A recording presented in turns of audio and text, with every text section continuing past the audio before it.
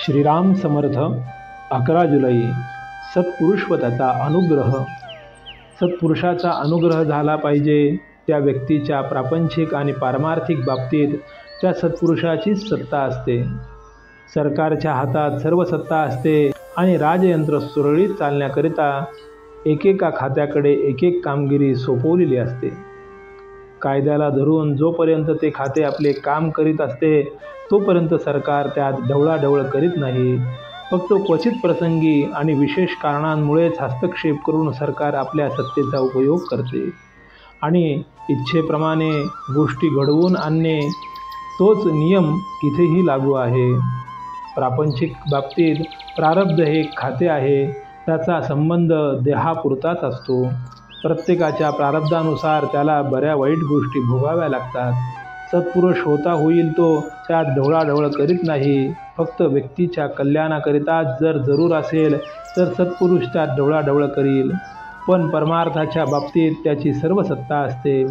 आपण मात्र त्याने सांगितलेल्या साधनात राहून त्याला त्याची कामगिरी करण्यात अडथळा न येईल असे वागणे जरूर असते। हा अडथळा अनेक प्रकारचा असतो। एक म्हणजे त्याने सांगितलेल्या साधनाबद्दल शंका घेणे, दुसऱ्याला अमुक एक दिवसात साधले, मला अजून का साधले नाही असा विचार मनात येणे, आणि तिसरे सांगितलेल्या साधनापेक्षा काही अधिक किंवा कमी करण्याचा प्रयत्न करणे। थोडक्यात म्हणजे एकदा संताच्या पायावर डोके ठेवल्यावर आपला प्रपंच आणि परमार्थ ही दोन्ही त्याच्याकडे सोपवून प्रपंचात घडणाऱ्या गोष्टी त्याच्याच इच्छेने घडता आहेत अशी भावना ठेवून आपले कर्तव्य करीत त्याने सांगितलेल्या साधनात एकनिष्ठ राहणे हाच खरा मार्ग आहे। संताच्या देहाकडे पाहण्याचे कारण नाही, त्याचा देह आमचे काम करीतच नाही, तो परमात्म स्वरूप आहे ही जी आपली भावना ती आपले काम करते। संत अत्यंत दयाळू असतात। सत्पुरुषाला भगवंत भेटलेला असतो, म्हणून सत्पुरुष हा देहाने या जगात राहतो असे दिसते, तरी अंतर्यामी तो भगवंतापाशीच असतो। म्हणून आपण सत्पुरुषाकडे जात असताना या जगातल्या वस्तूविषयी वासना धरून गेलो तर ते योग्य नव्हे।